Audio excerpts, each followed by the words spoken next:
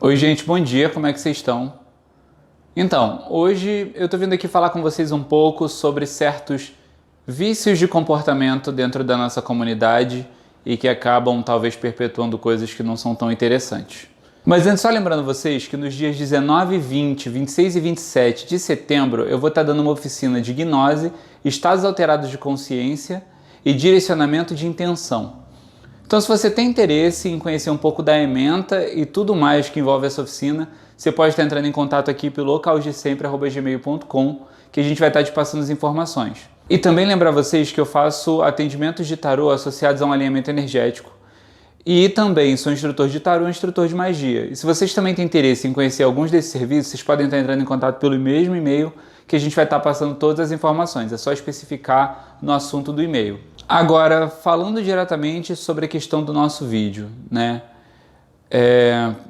Bom, durante todo o período histórico, né, das escolas iniciáticas e de todo o pensamento esotérico e gnóstico, né? Na verdade, muitas coisas que hoje a gente chama de gnóstico são quase anacrônicos dentro dos comportamentos antigos, né? Para o egípcio, que era ali daquela seita de Akenaton, ele não era gnóstico, ele era um religioso comum, né? Então a gente também precisa entender que não era um gnosticismo.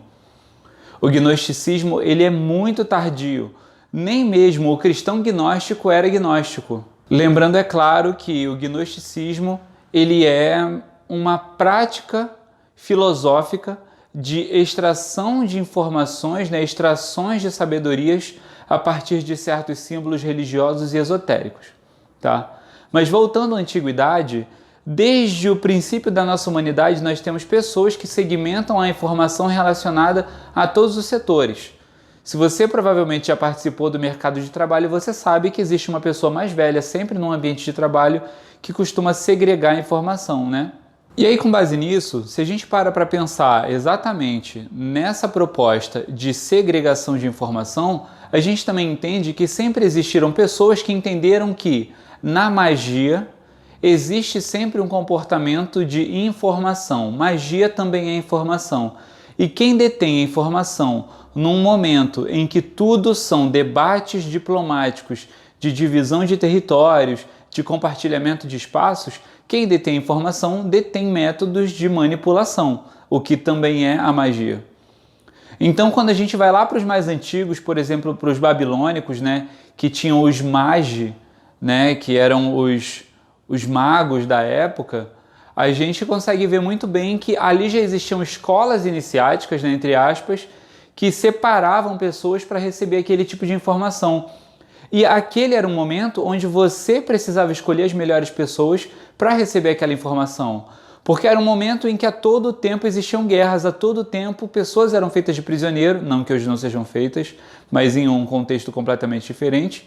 E dentro de todo esse posicionamento, as pessoas que eram separadas para receber essa informação, elas eram também as pessoas selecionadas para perpetuar um tanto da cultura, né? Passando através da tradição oral ou da linguagem da escrita cuneiforme, seja lá qual fosse o meio. Então a gente pega esse período em que toda a informação necessitava de uma separação. Você não podia pegar aquela pessoa que ia receber todo o conhecimento e mandar ela para a guerra, porque ela poderia ser feita de prisioneira e entregar todos os segredos da sua organização, todos os segredos da sua sociedade. E aí, mais uma vez, informação é potencial de manipulação e potencial de manipulação é controle. E a todo momento as pessoas precisavam deter o controle, tá? Então, passando um pouco mais à frente, a gente já vem para um outro período quando a igreja já começa, né, a ser estruturada e, na verdade, até mesmo um pouco antes, né, antes da Igreja Católica, por exemplo, ser formada e o cristianismo se tornar essa empresa que se tornou, todo o conhecimento do cristão perante o romano, ele era um contexto herege. Por isso que os cristãos antigos e Jesus, com aquela galera toda, se reunia em botequim, se reunia em caverna, se reunia numa praia, se reunia onde estavam os pobres e que não estava diretamente as suas figuras de gestão pública. Então, na verdade, aquele conhecimento começou a necessariamente também ser perpetuado de forma segmentada. para as pessoas que tinham o caráter, na verdade, o caráter cultural conectado diretamente à possibilidade de não transmissão do conhecimento direto para os detentores do poder vigente. Então, na verdade, o que Jesus fazia quando reunia a galera em botequim, em caverna, era passar adiante o conhecimento para pessoas que dentro de um contexto cultural não eram tão validadas. Tanto que Jesus, em momento nenhum, evangeliza de fato ricos. Jesus sempre evangeliza a galera que era mais acessível a ele e mais acessível à margem da sociedade. Porque justamente à margem da sociedade não existe figura de poder, existe figura de sobrevivência. E, mais uma vez, a gente vai, pela questão da segurança. A todo momento a informação ela está conectada à necessidade de segurança. Mais uma vez, dentro desse contexto, a gente adianta um pouco já para a estrutura da Santa Igreja Católica, E aí, quando a gente vai para a figura da Igreja Católica, a gente esbarra muito com aquela figura da Santa Inquisição, A tal da Santa Inquisição que matou um monte de gente que não tinha nada a ver. E aí, dentro dessa proposta, o conhecimento passou a ter a necessidade de ser perpetuado em escolas iniciáticas secretas ou discretas, porque, mais uma vez, ali era proposta uma informação que denotava um controle social, ou um potencial de controle social, Porque a gente vai vendo as guildas, as guildas de construtores e as guildas de carpinteiros, e aí dentro dessas guildas você vai vendo que eram pessoas que precisavam passar o conhecimento da construção de castelos, ou da manipulação de madeira para construir navios de boa procedência, ou fortalezas de madeira de boa procedência, e tudo isso precisava ficar em segredo dentro de um contexto cultural onde, se o inimigo pegasse qualquer pessoa dessas, essas pessoas na verdade saberiam como demonstrar o potencial de informação delas sem entregar a informação. Porque, mais uma vez, a informação sobre a construção de um castelo e sobre a construção de fortalezas e barcos, com o modelo que eles estavam acostumados, ensinava como destruir e ensinava também como fazer igual ou melhor. É só a gente ver, por exemplo, nas corridas armamentistas, o tanto de patentes que foram roubadas. E aí, mais uma vez, informação e manipulação estão conectadas totalmente à segurança e à insegurança de quem detém o poder. E aí a gente vê, inclusive, a Igreja Católica, em inúmeros momentos, atacando diretamente, excomungando a maçonaria. Ainda hoje, o Papa Francisco, ele não comenta sobre o expurgo da maçonaria, a Igreja Católica, apesar de saber que dentro da Igreja Católica existem maçons, E aí, mais uma vez, a gente vai para as escolas iniciáticas, onde a gente tinha o alquimista que ficava lá escondido. O alquimista ele só tinha um tanto mais de liberdade dentro do poder de manipulação de informação, porque justamente o alquimista era o cara que trabalhava com a ciência da época. A gente tem que lembrar que num contexto histórico não existia uma tabela periódica para o alquimista trabalhar. Ele trabalhava a partir de 4 elementos. E aí, a partir dos 4 elementos, a gente tem o que a gente já vai ver depois no tarô, que é a água do fogo, a água da terra, a água do ar e todas as outras misturas que vão fazendo com que eles fossem entendendo um pouco mais do comportamento da nossa realidade. Passando ainda disso e vindo um pouco mais para cá, a gente vai para períodos ditatoriais, onde, por exemplo, a Igreja Católica tinha uma certa associação com o regime nazista, por exemplo.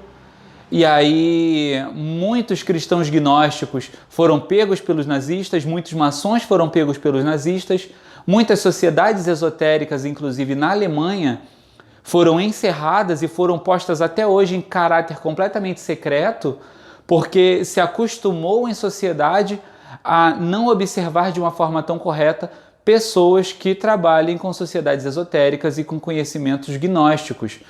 Porque o conhecimento gnóstico ele sempre é um segredo para quem observa de fora. Vocês nunca vão saber como eu observo uma estela da revelação, ou o arcano 11, ou a cabala. E aí dentro desse contexto, a gente sempre vai ver a necessidade do reservamento da informação. E aí a gente vem aqui para o Brasil, nas ditaduras, por exemplo. Não existiu uma ditadura no Brasil, não existiu um golpe militar que não esteve conectado a um pensamento pseudo-cristão, ou melhor, pseudo-cristista. E aí, quando a gente vai para esse meio, a gente começa a entender que a todo momento a insegurança de quem tem, na verdade, a segurança biológica de quem detém essas informações, esses conhecimentos, está a todo momento em risco. E aí, a partir disso, a gente pode com certeza chegar à conclusão de que, na verdade, se teve muito motivo, né? Sempre se teve muito motivo para reservar essa informação, mas não hoje, né? Num período pós-internet, onde tudo já está exposto, né? A gente pode ir muito bem para a Ordo Templi Orientis, que é uma organização telêmica, né? Uma sociedade discreta, né? Assim como a maçonaria é uma sociedade discreta, onde, na verdade, muito mais do que na maçonaria, na OTO, todos os segredos já foram completamente revelados. Você consegue ter acesso a todos os documentos. Aos conteúdos da Astrum Argentum, a mesma coisa.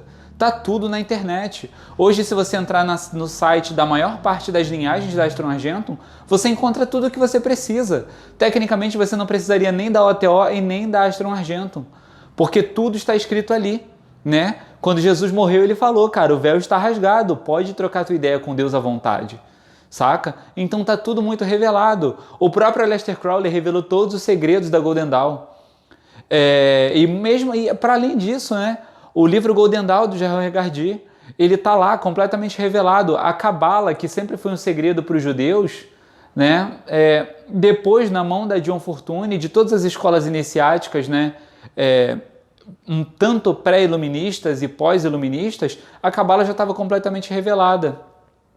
E só falando também do caráter dos judeus em relação ao segredo da Cabala, é importante que a gente entenda que a cultura judaica, ela provém da cultura hebraica e o hebreu necessitava de símbolos para manter o seu contexto cultural.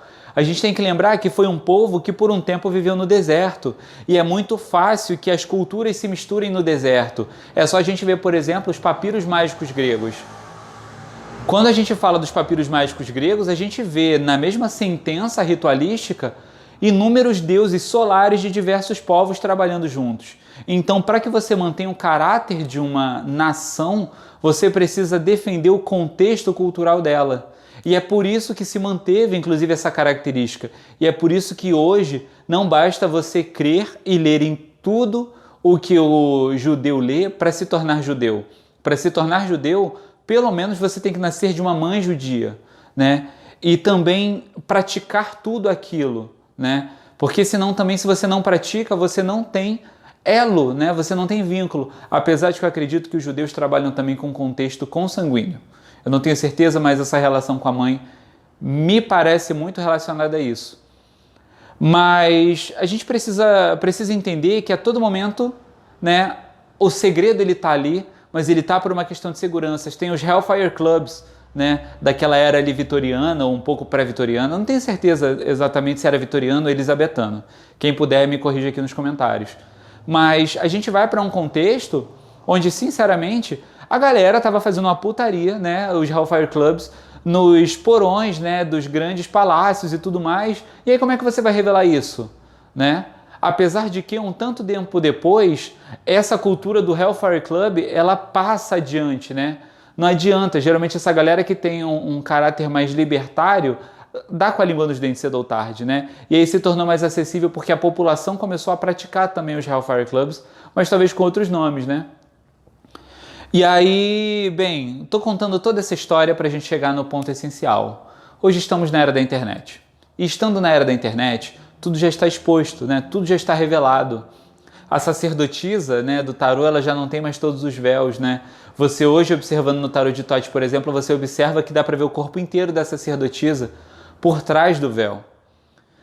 Então, assim, não há mais a necessidade disso tudo. E aí a gente parte para uma cultura da galera que começa a descredibilizar conteúdos expostos. Quando, na verdade, o conteúdo exposto é muito mais uma tentativa de abranger o conhecimento, passar ele adiante para que outras pessoas possam dar suas perspectivas e dar também continuidade. É o que faz com que a gente, na verdade, pegue e evolua os trabalhos. Se os alquimistas não tivessem exposto o seu conhecimento em algum momento, a química hoje não seria a química que é, sabe? Inclusive, a literatura não seria o que ela é se ela não tivesse sido exposta. Se as obras de arte não forem expostas, suas técnicas e seus conceitos não vão ser contestados o suficiente para gerar outras coisas. E a gente precisa lembrar que tudo isso é expressão artística. Magia é uma expressão artística, né? Você precisa expor, você precisa trazer à luz. É essa uma das missões da magia, né? Trazer à luz. E até mesmo você aí que é trevozão, precisa entender que você precisa observar o que está acontecendo. Ainda que você diga que fica no escuro, dentro da sua cosmovisão, tem alguma forma de observar aquilo. E você só observa porque existe luz. Não estamos falando de uma via cardíaca, como o martinismo, por exemplo, mas ainda assim o martinismo, ele sente. E a forma dele sentir e trazer a consciência é uma forma de observar o sentimento que brota dele. Então, a gente precisa, na verdade, desconstruir um pouco essa ideia do conhecimento, onde as pessoas precisam se adaptar ao conhecimento, e não o conhecimento se adaptar às pessoas. Quanto mais gente puder observar o meu conteúdo, mais gente vai poder contestar o meu conteúdo, mais gente vai poder construir argumentos em cima do meu conteúdo, me ajudar a evoluir, a mudar, a melhorar, ou até mesmo a parar com certos pensamentos que eu tenho, porque isso é parte do diálogo.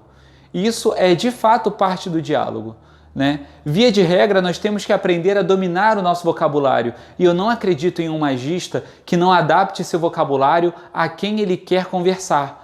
Porque se o seu objetivo é a comunicação, como a magia comunica, você precisa compreender que se você quer comunicar, você é responsável pelo ruído que você atribui à sua comunicação. E sendo responsável por isso, você precisa compreender, na verdade, que existe uma gama de informações e a gente já vive num mundo completamente segregador, num mundo completamente sectarista. Então, na verdade, a gente está aqui para colaborar. Se você se sente tão são quanto eu me sinto são em muitos momentos, faça você o seu papel de trazer a informação, de trazer a luz, né? De ser o Lúcifer, de ser o Prometeu. Né? Prometeu subiu até o Monte Olimpo e trouxe para a gente um monte de coisa. Então, na verdade, é muito isso, né, que eu queria trazer para vocês. Eu acredito que eu tenha me estendido muito, esse vídeo vai ficar um pouco longo. Então, se vocês quiserem mais informações sobre a oficina, ocausdesempre@gmail.com. E até a próxima. Eu sou Vitor Vieira, esse é o Caos de Sempre. Fiquem com Deus e cuidado com ele.